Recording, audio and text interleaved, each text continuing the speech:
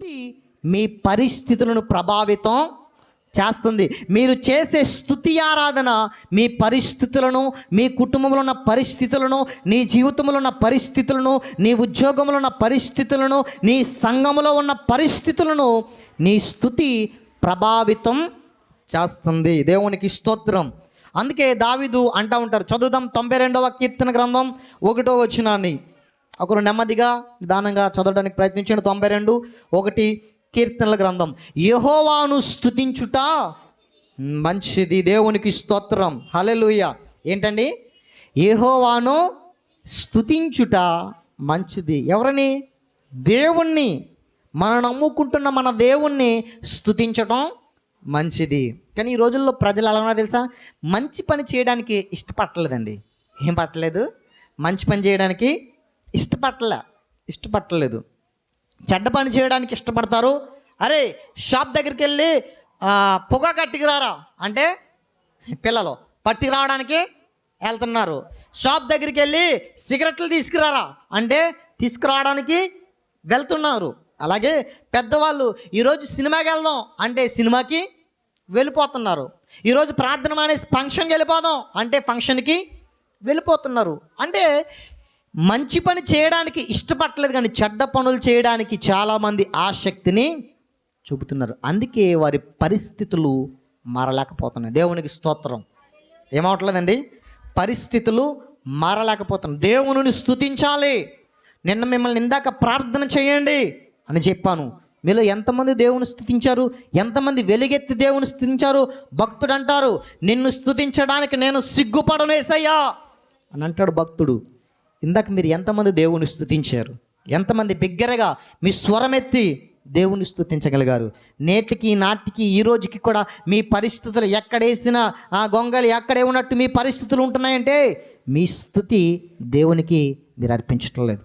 మీ స్తుతి దేవునికి అర్పించట్లేదు. అందుకే దావీదు అంటారు కీర్తనలో 34:1, కీర్తనలో 34:1, నేను ఎల్లప్పుడూ యెహోవాను సన్నుతించెదను, నిత్యము ఆయన కీర్తి ఎక్కడ ఉంది?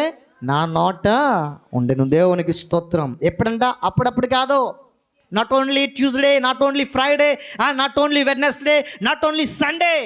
నిత్యము ఎల్లప్పుడు నేను ఎల్లప్పుడూ యెహోవాను సన్నుతించెదను, ఎల్లప్పుడూ దేవుని స్తుతిస్తాను, నిత్యము ఆయన కీర్తి నా నోట. దేవునికి స్తోత్రం. హల్లెలూయా.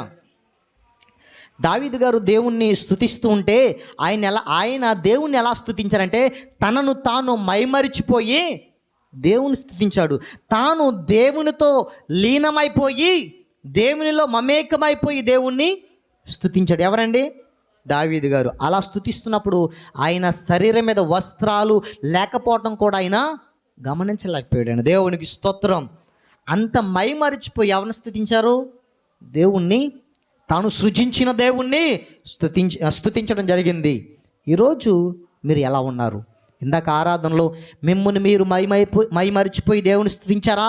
ప్రార్థన చేయండి, ఆరాధన చేయండి అని సేవకులు చెప్తూ ఉన్నప్పుడు కళ్ళు తెరిచి చూచారేమో, పిల్లలతో ఆడుకున్నారేమో, నాకు ఎందుకులే స్లోగా చేసుకుందాం అని అనుకున్నారేమో. ఈరోజుకి మీ పరిస్థితులు మారలేకపోవడానికి మీ స్తుతి దేవునికి వినపట్టలేదు. మీ స్తుతి సేవకునికే, మీ ఎదుటిన సేవకునికే వినపట్టలేదండి. ఈరోజు చాలామంది ప్రభుని స్తుతించడానికి ఇష్టపడలేదు. అందుకే వాక్యం తెలియజేస్తుంది, స్తుతి చెల్లించుట యథార్థవంతులకు శోభస్కరం. మనకు వాక్యాలు తెలుసు, అన్నీ తెలుసు, పాటించమంతే. ఏం చేయండి? పాటించం అంతే. కాబట్టి మన పరిస్థితి మారాలంటే మన జీవితంలో స్తుతి అనేది ఉండాలి, మన జీవితంలో ప్రార్థన ఉండాలి, మన జీవితంలో పరిశుద్ధత ఉండాలి. అదే రకముగా మన జీవితంలో స్తుతి కూడా ఉండాలి. ఈరోజు స్తుతి చేయడం ద్వారా బైబిల్ గ్రంథంలోంచి కొన్ని విషయాలు మీకు చెప్పడానికి నేను ప్రయత్నం చేస్తాను. అంత మాత్రమే కాదు, కీర్తనలు 50:23లో ఈ వాక్యం దేవుడు చెప్తున్నారు, స్తుతి యాగం అర్పించువాడు నన్ను మహిమపరచుచున్నాడు. నేను వర్షిప్ చేస్తున్నప్పుడు ఈ మాటలన్నీ చెప్తాను. ఈ మాట మీకు గుర్తు ఉండొచ్చు. స్తుతి యాగం అర్పించేవాడంట నన్ను మహిమపరచుచున్నాడు. దేవునికి స్తోత్రం. హల్లెలూయా. కాబట్టి స్తుతి చెల్లించడానికి ఎప్పుడు వెనకాడకూడదు. చాలామంది ఏం చేస్తారో ఆరాధనకు రారు, ఆరాధన అయిపోయిగా వస్తారు. అలా ఉండకూడదు. అలా సిద్ధపడిపోవాలి, ముందే ప్రిపేర్ అయిపోవాలి మనం దేవుని సన్నిధికి వెళ్ళడానికి. చాలామంది వారి పరిస్థితులు మారతలేదు, వారి బిడ్డలు మారతలేదు, వారి భర్తలు మారతలేదు, వారి జీవితాలు ఎప్పుడు కూడా అలాగే ఉంటున్నాయంటే కారణం వారి జీవితాల్లో సరైన స్తుతి ఆరాధన లేదు, వారి కుటుంబాల్లో స్తుతి లేదు. అందుకే చాలా జీవితాలు అలా ఉండిపోతూ ఉన్నాయండి. కాబట్టి మనం ఎప్పుడు స్తుతి చేయడానికి ప్రయత్నం చేయాలి. ఎల్లప్పుడూ యెహోవాని సన్నిధించాలి. కష్టం వచ్చినా, నష్టం వచ్చినా, ఇబ్బంది వచ్చినా, కన్నీళ్ళు వచ్చినా, ఏమొచ్చినప్పటికీ కూడా మనం మన దేవుణ్ణి స్తుతించాలి. బైబిల్ గ్రంథంలో భక్తులు దేవుణ్ణి స్తుతించారు. కష్టకాలం వచ్చిన క్లిష్ట సమయంలోనైనా, ఎలాంటి పరిస్థితుల్లో తమ జీవితాలు అర్పించే స్థితిలో ఉన్నప్పటికీ కూడా దేవుణ్ణి వారు స్తుతించారండి. అందుకే వారు బైబిల్ గ్రంథంలో ఉన్నారు. కానీ ఈ రోజుల్లో ప్రజలు మంచి పనిని స్తుతి చేయడానికి చాలామంది ఇష్టపడలేక పోతూ ఉన్నారండి. కానీ స్తుతి చెల్లిందాం. ఆరాధన చేస్తూ ఉన్నప్పుడు మనం బిగ్గరగా ఆరాధన చేయాలి.